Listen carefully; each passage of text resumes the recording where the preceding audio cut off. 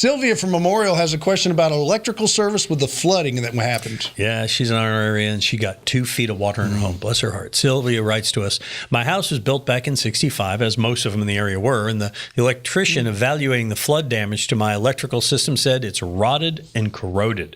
Meanwhile, John up in Kingwood says his mother-in-law's Kingwood house flooded on the first floor, and she's being told she has to totally rewire the house, Tom, or the first floor anyway. First floor. Anything got wet, yes. So Sylvia and John want to know, is rewiring their only option? Well, first off, Sylvia, if it's corroded and rotting from the 60s, and it might be in one of the older type of Romex wires, then yeah, I mean, you got to listen to the electrician. But what has happened in this particular flood, the Romex manufacturers decided they don't want to back their wiring anymore because it has this little paper in there. It's an insulator inside the plastic, and it soaks up the water.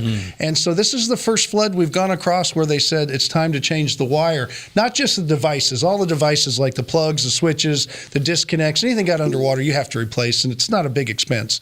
There's a little labor involved. But now they're saying any wire that you have to at least take that run out and put new Romex in because of that. Now here's the deal. People say, well, I didn't do it before, I don't want to do it again, right? I'll get away without it.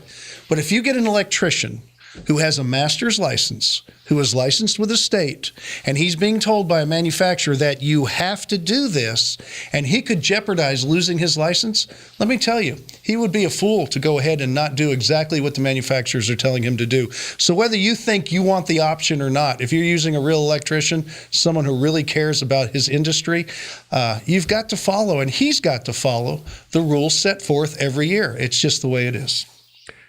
Wish we could help you. Well, we can. Will It Right Touch Electrical can rewire your house. That's true. And it's only replacing the wire. If one end gets, you can't just cut a foot off, so you take the whole run out. And wire's not that expensive.